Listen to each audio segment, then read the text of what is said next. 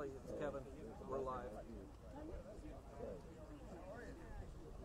Okay, and I sent you a couple photos too, or one photo already. Okay, and then I'll turn volume back up when it starts. All right. Hey, thanks for coming there, neighbor. How's it going? You speak. So where's your husband? He's in traffic right now. He should be here. He decided to check out the correct orientation process this morning. Make sure the one that goes to Kelly actually goes to Kelly before heading over. Stuff he needs to worry about. I know. So we thought McBride's, Corson's, Larson, that would be bad. That would be great. That would be great. So. Yeah, they're drinking buddies. So what are you going to do with this? Going live. Really? On You're live right now. No, Stuttgart. Wow. You better keep it clean then. No F-bombs. And then when he gets down here, so you're able to take pictures of it? And then when you come, yeah.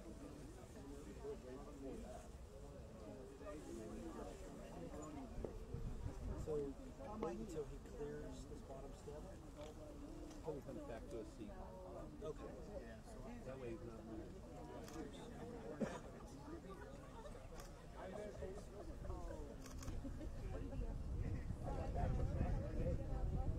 where you get paid to make your advice books. Yeah. Yeah, those. And you get you double the salary every going up on the chair.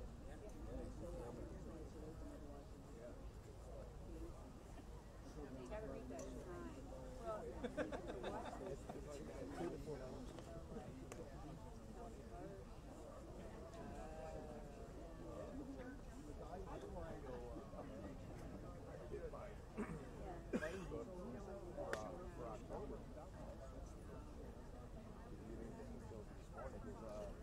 Not yet, I'll get it this week when I get back. Yeah, he told me about that last week. He knows how to I don't think it until I have him on the phone. Okay. Black Rabbit. It was a month ago. This is that a Black Rabbit or is that another brand?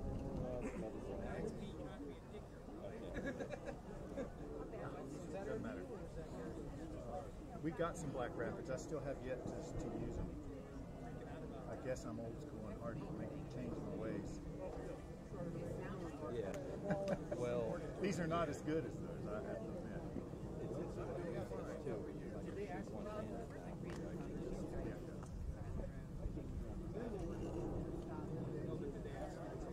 So, if I shoot the delivery from that side, because I'd like to get their faces, I'm going to step up on the. Yeah, well, I mean, I'm going to. As long as you share, I don't care. The more photos we can show the public, the better off we are. All right. So if you cut in front of it, it's the 17th. Well, no, I wouldn't. I will try not to do that. But usually, you get some forewarning so I can figure out when that's coming up. Well, I had set up over there because it was a great shot podium, and then they moved the reef down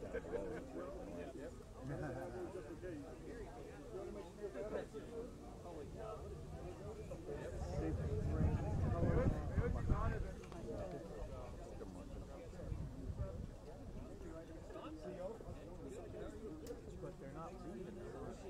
They're just going to stand. They should be back by now. Joe just got back.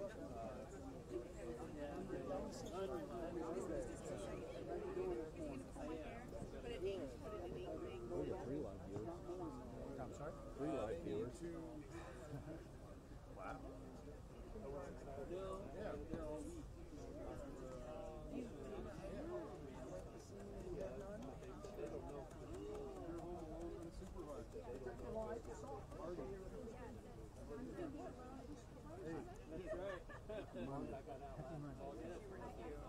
Hi, Kevin.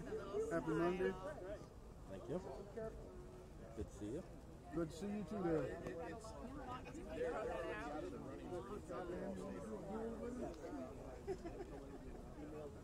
Yes.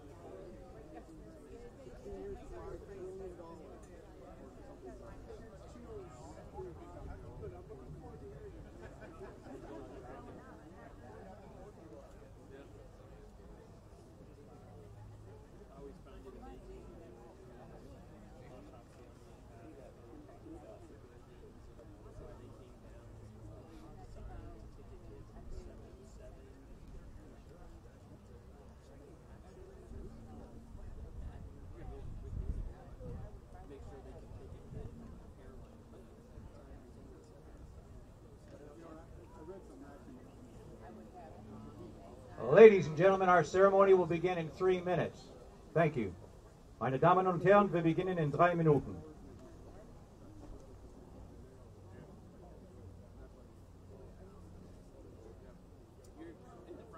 Yep. But the sun's behind us, so we're good to go. What's your husband up to today? That must be my Oh, really? Came home for lunch. I said, "You want to know?" They like as soon as they cancel the thing, they like pack tonight.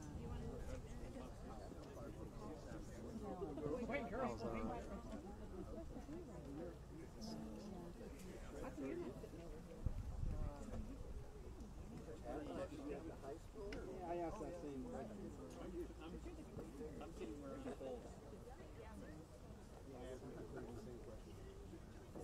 Whoa. Mascot. Hey, how you doing? Hey, how you doing, Chuck? Great job. Great job on the weather so far. Hang in there. Let him know he's working on it. No, You're doing a great job. I was here this week. I was off the last week. You're doing a great job. Keep it up. Make sure it's raining. keep your focus here. We gotta get through. You gotta keep your focus. James Bull.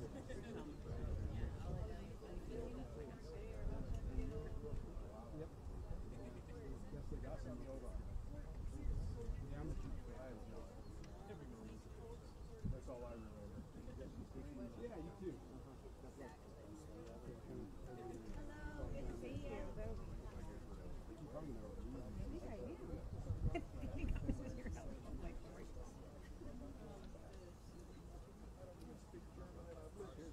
We will begin in 1 minute.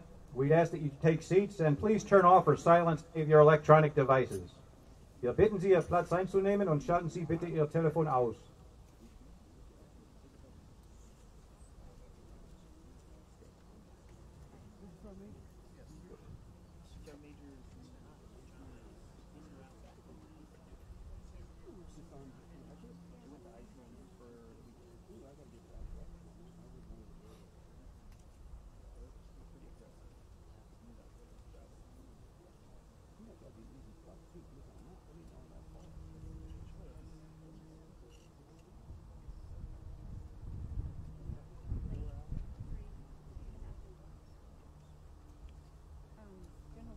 Ladies and gentlemen, good morning.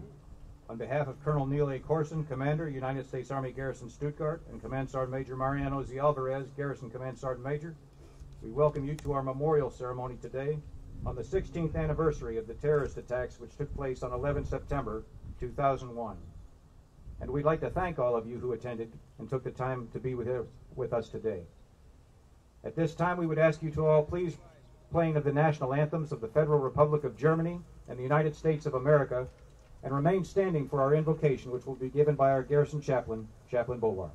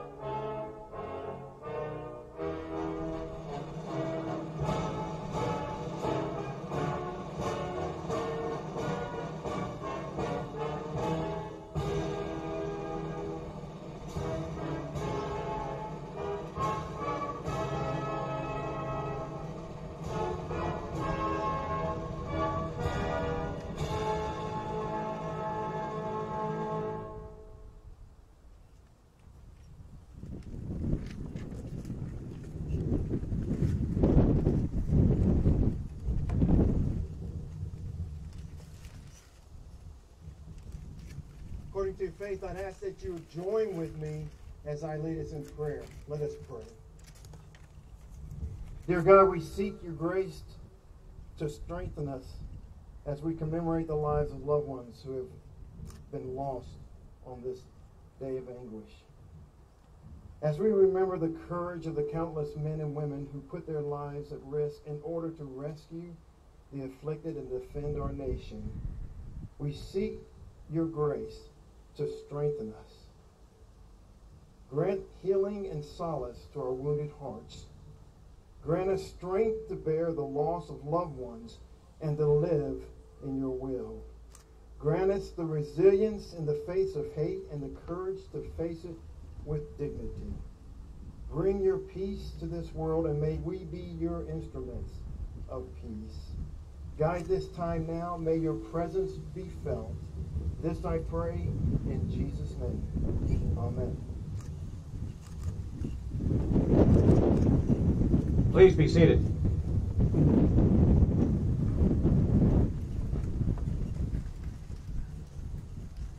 On 11 September 2001, 19 insurgents associated with the Islamic terrorist group Al-Qaeda hijacked 4 commercial airlines and carried out attacks against targets in the United States.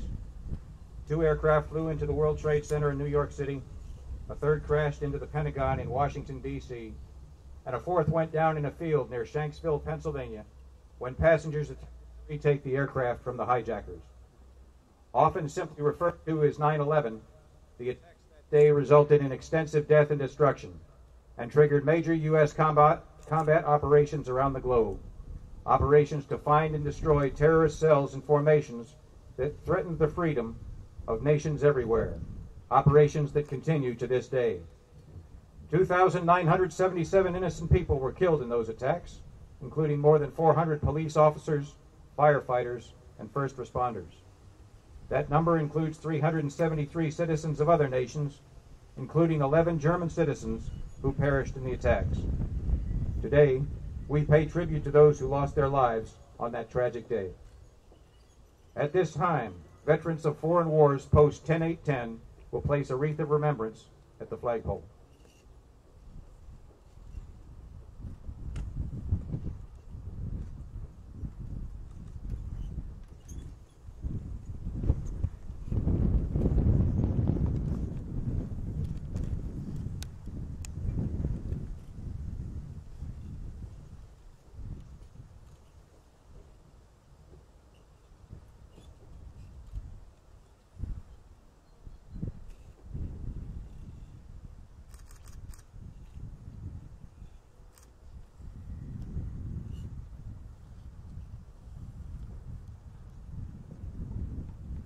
We will now remember those who died on 9/11 with a minute of silence, followed by the playing of Amazing Grace.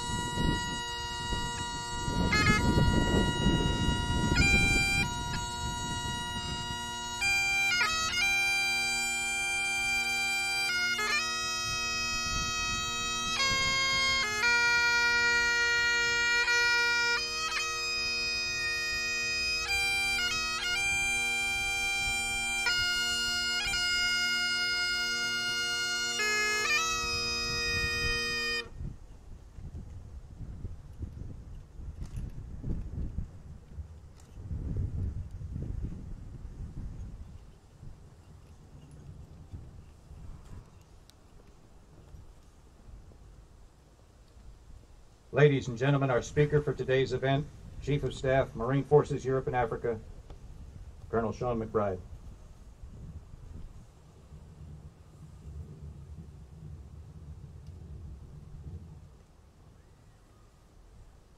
Hey, good afternoon. Thank you for being here today. Colonel Corson, thanks so much on behalf of General Sanborn for inviting me here today to take part in this very important ceremony. And soldiers, thank you for being here today and to honor our fallen and to also participate. And it's good to see our first responders here. We really appreciate what you do for us and for all of our families. Very impressed that the garrison puts forth the effort every year to host this ceremony. It's important that we remember the sacrifices and those that we lost on that fateful day. Americans, generally speaking, aren't very good at remembering. We have a very short attention span, and when we do remember things, we generally don't remember them accurately. But I would bet that if you asked your grandparents where they were on December 7th, 1941, when they heard on the radio that Pearl Harbor had been attacked, they could tell you in minute detail what they were doing and what they were feeling when that occurred. And I bet if you asked your parents where they were on November 22nd, 1963, when they heard that President Kennedy had been assassinated, they could tell you the very same kind of details. And I bet that every one of you, like me, can remember exactly what you were doing on that morning 16 years ago when you learned that our country was under attack. Just think about that for a minute. Do you remember? I do. I was driving with a good friend of mine, Joe Pascal, from Camp Lejeune, North Carolina, up to Dam Neck Naval Base in Virginia Beach to give a briefing. We left early that morning, and we had the radio turned off because we were talking. By the time we got close to Virginia Beach, we turned the radio on, and by then the attacks had occurred, and it was just chaos. We couldn't figure out exactly what had happened. Nobody seemed to know, but everybody seemed to have a pretty strong opinion. It wasn't until we got to Dam Neck that we saw the videos of the planes hitting the towers and the destruction of the Pentagon, and we started kind of piecing together what happened. I remember feeling awful helpless at that time, vulnerable, and worried for my family who was back at Camp Lejeune. I remember a long, quiet drive home that afternoon. It's hard to believe, but from the time that the American Airlines Flight 11 struck the North Tower of the World Trade Center complex until the attack concluded when United Flight 93 crashed into that rural field in western Pennsylvania, less than 90 minutes occurred. The events that occurred in that very relatively short period of time have had a disproportionate impact on America and changed our country, maybe forever. It's very easy to dwell on the negatives of that day because there are plenty of negatives. As we all know, it was the worst attack on American soil in history, far surpassing the destruction and death associated with Pearl Harbor. As we heard, on that day, almost 3,000 innocent people from 62 different countries lost their lives. Another 6,000 were injured. Since that time, we've lost another 7,000 of our Marines and soldiers and sailors and airmen in actions that can be tied directly back to the attacks. There's no dollar figure that you can attach to the loss of so many great young Americans.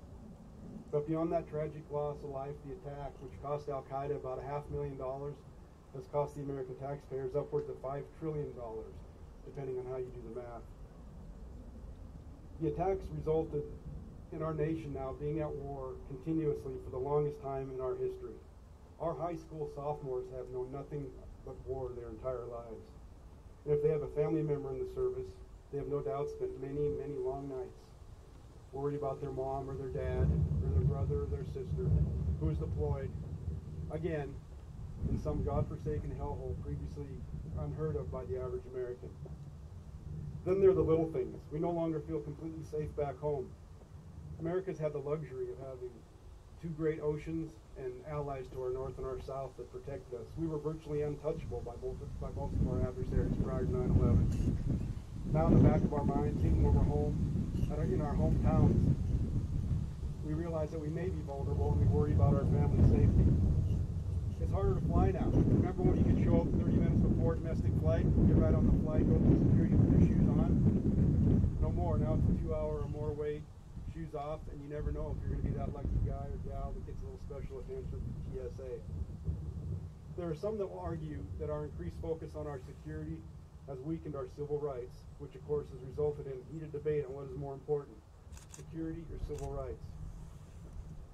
And I don't know the answer to that. I guess that depends on which news channel you watch.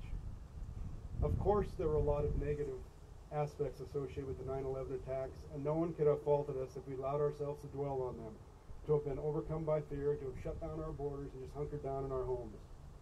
But that's not how America rolls, is it? Do you remember how our country and our allies responded to 9/11? Think about that for a minute. We took a pretty good shot on the chin, but we didn't go down. Our country united, regardless of race, regardless of religion, regardless of political party. We joined together to support a cause greater than ourselves. Before the attacks were even over, we had a group of absolutely selfish, inspirationally brave Americans on United Flight 93, who within minutes figured out what was going on, overpowered the hijackers, and stopped that aircraft short of its target. And that target may have been the Capitol building or it may have been the White House. They did this knowing that they were going to die, but they did it because they refused to let the terrorists succeed. Immediately following the attacks, there were thousands of first responders in New York City and Washington running to the sound of the guns, instinctively disregarding their own safety to help others. About 400 of those heroes gave their lives that day. Then there were many thousands more who helped victims fleeing the scenes of the attacks or supported the first responders, and then the rescue and recovery crews. Americans have generously contributed millions of dollars to help support the victims. To this day, there are countless funds and foundations that were established due to 9/11 to assist those affected by the attacks, as well as victims of trauma across the globe. A great example of this American propensity for positive action in the face of adversity is the My Good Deed organization. Now, this is not a pitch for a particular nonprofit organization, just kind of a good news story that really illustrates the point. My Good Deed was founded by Jay Wynick from New York City. Jay's younger brother Glenn was an attorney who worked in Lower Manhattan. He was also an EMT and a firefighter in his hometown on Long Island. Glenn was one of those great Americans who on 9/11 ran towards the danger, not away from it. After helping evacuate his office, he ran over to the South Tower of the World Trade Center to continue helping rescue others, until he ultimately lost his life and the tower collapsed. Glenn's brother Jay overcame his anger and his grief to dedicate his life to transforming 9/11 from a day of evil to a day of good. His organization led the effort that resulted in the U.S. Congress and President Obama joining together to pass bipartisan legislation designating September 11th as a National Day of Service and Remembrance. As a result, 9/11 Day is the largest annual day of charitable engagement with over 30 million Americans, including all of you who are here right now, taking time out to volunteer, to support charities, and perform simple good deeds in tribute to those lost and injured and others who rose in service in the aftermath of the attacks.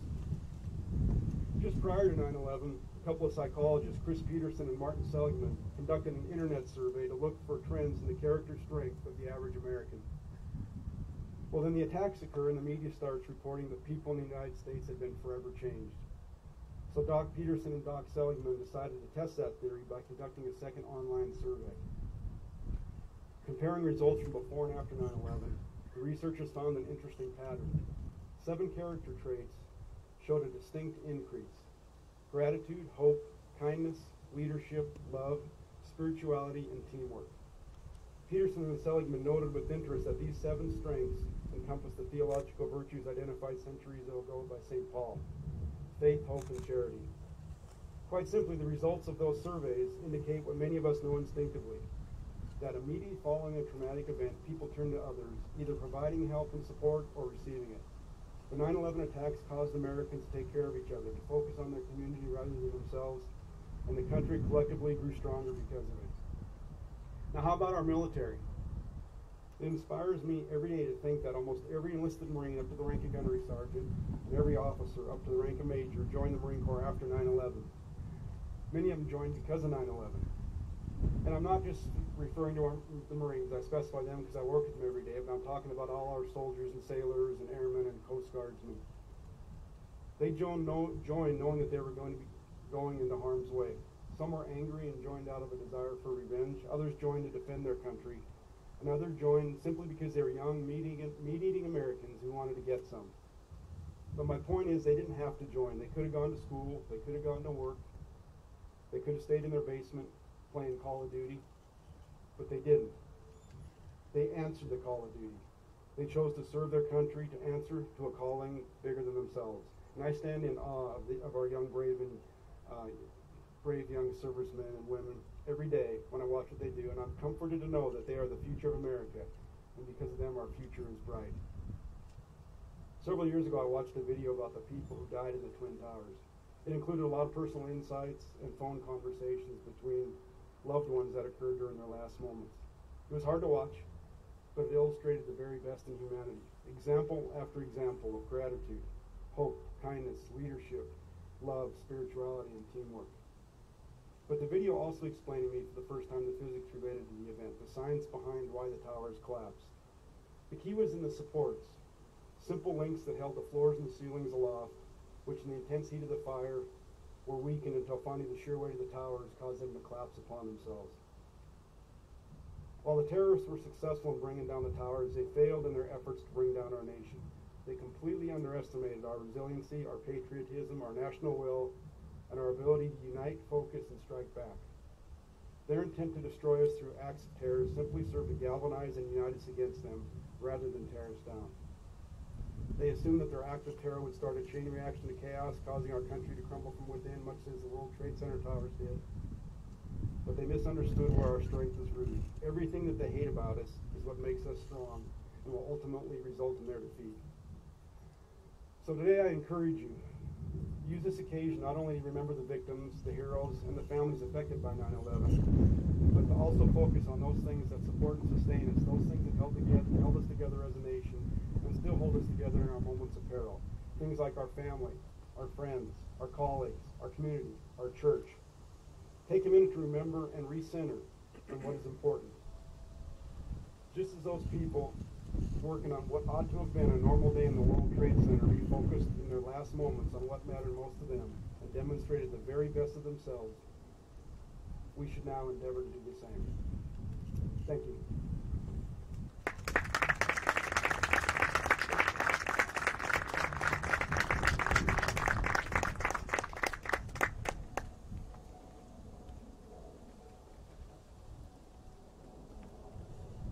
Ladies and gentlemen, please stand for the benediction and the playing of taps.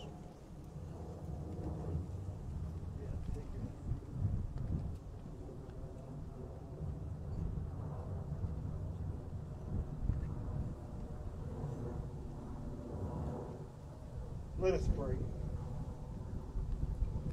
O God, our help in ages past, our hope for years to come, our shelter from the stormy blast. Your word states that no weapon formed can stand against you. Lord, as we depart this place today, may we go in a divine peace, knowing that you watch over us. Let us find rest in your strong arms. I ask that you will guide our leaders, protect our warriors, lead our nation. This I pray in Jesus' name. Amen.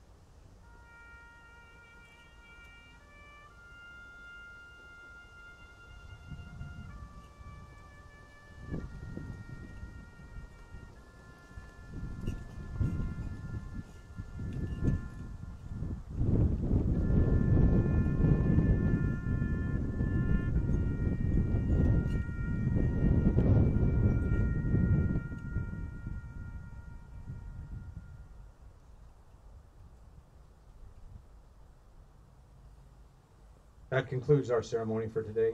We thank you all for attending.